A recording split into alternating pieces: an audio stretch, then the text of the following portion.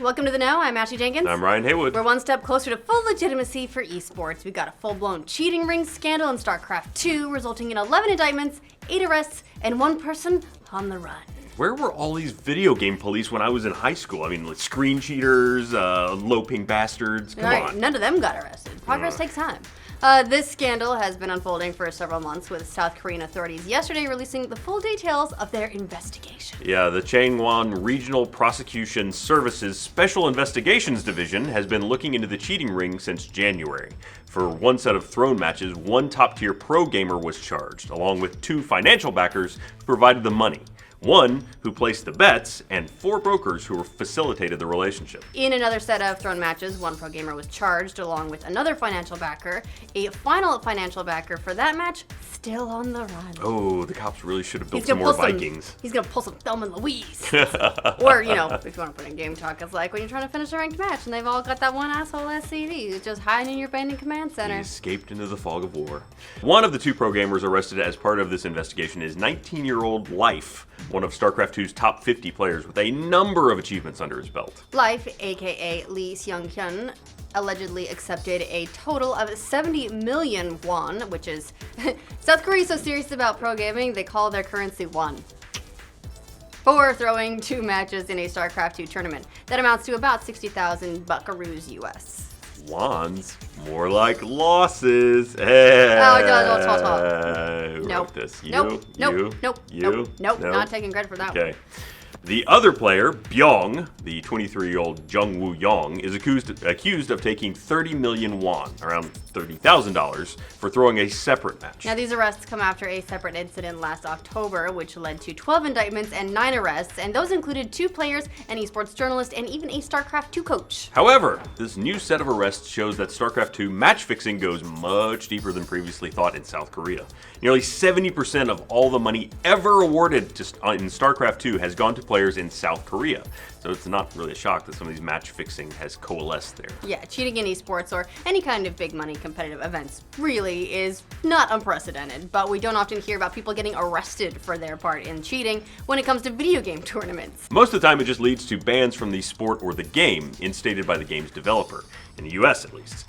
This was the case with Valve after last year's CSGO match-fixing scandal was uncovered. South Korea clearly takes it a little bit more seriously. Yeah, that CSGO match-fixing occurred between teams iBuyPower and NetCodeGuides.com, where several of the gamers appeared to be playing quite irregularly, and then one journalist screenshotted conversations he had with one of the players who admitted that a match had been thrown. Reportedly, more than $10,000 in gambling earnings changed hands for that particular fix. Afterward, Valve banned about 7 players total indefinitely from participating in any future CSGO events sponsored by Valve. Yeah, typically, we don't see arrests here for this kind of scandal because esports isn't regulated by gambling laws here like it is elsewhere. Yeah, that's mostly because gambling itself is illegal almost everywhere in the United States. And even if it were, there'd still be the problem of Unlawful Internet Gambling Enforcement Act of 2006, making it illegal to gamble online. So it's double illegal to gamble here. Super illegal. We hate fun like that. I want people here getting arrested. That's exciting. You're dumb for throwing your money away and you should be punished by the government. It's a math tax. Many see this as another sign of StarCraft 2's gradual esports decline. Back in 2012 and 2013, StarCraft 2 was basically the most accessible game to watch in esports and contributed to the astronomical growth of Twitch as a streaming platform. Yeah, that throne now belongs to MOBAs, of course, with League of Legends and Dota 2 eclipsing StarCraft 2 both in sheer viewership, but also in the money-changing hands of the game's biggest tournaments. To date, Dota 2 is king with more than 60 million dished out in prize money. League of Legends ranks second with more than 27 million in winnings. That's a distant second. That's a pretty wide gap. And StarCraft 2 has fallen to third with a paltry 18 million in total earnings, with far more tournaments played than the other 2 combined. Now, while all this money pales in comparison to the number of Harry Tubmans we see thrown around big brand acronym professional sports, it's still a sign that esports is increasingly lucrative for everyone involved, cheaters included.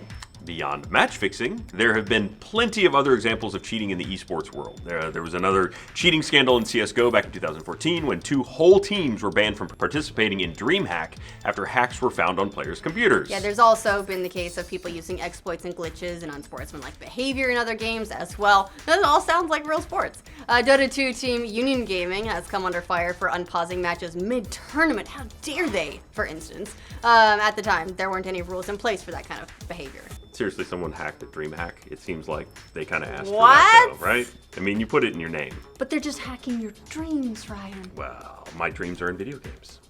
In another case, a Korean League of Legends team was fined $30,000 for stream peaking to gain a tournament advantage back in 2012. It sounds obscene. Anytime there's money to be made somewhere, it's only logical that someone will come along looking to see how they can tweak the system to make just a little bit of extra cash out of it. Yes, interesting. Uh-oh. Uh-oh. Not legal. Ryan, no. Oh, Ryan, sorry. stop. Yes. Though some would say that this casts a bad pallor on esports tournaments and whether or not we can trust the system.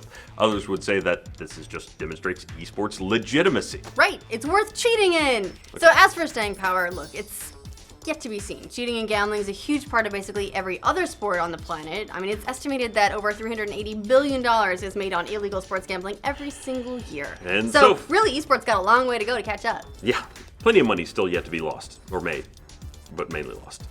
And so far, this hasn't deterred others from enjoying these sports. Well, except maybe the people who keep getting arrested for it. I mean, they're probably not too happy. What are you in for?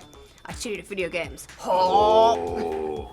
What do you guys think of this huge Starcraft 2 cheating ring? Are you surprised by the amount of money changing hands? Let us know in the comments. Yeah, for all your latest cheating, embezzling, money laundering, and money drawing stories about your favorite video games, like this video and subscribe to The Know. I send money through the wash all the time on accident. It comes out so clean and crisp. Right? Except really folded. Yeah, sometimes in like a little ball. It's a shame. A wad. Real shame. That's the best money to gamble with, though, because you just found money. Right, it's already been laundered. Yeah, I didn't even know I had it.